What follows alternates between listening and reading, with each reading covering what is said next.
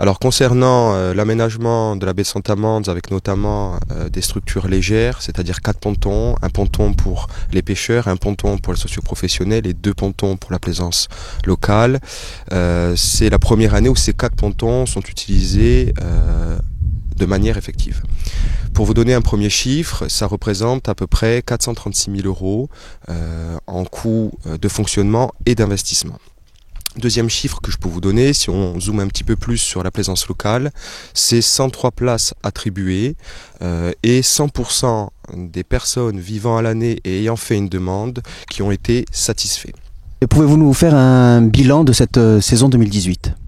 Alors, le premier bilan et les premières choses qu'on peut ressortir de ce bilan, c'est la satisfaction des usagers, qui est pour nous un bon indicateur sur les choses qu'on peut prévoir pour les années suivantes, pour améliorer l'outil que l'on a mis en place. Ensuite, c'est aussi notre rôle sur le terrain qui nous a permis de voir là aussi ce qui a pu fonctionner, ce qui a pu un petit peu moins bien fonctionner. La grande satisfaction, évidemment, c'est d'avoir proposé et d'avoir réussi à satisfaire 100% des bonifaciens vivant à l'année sur la commune et qui ont fait une demande pour obtenir une place.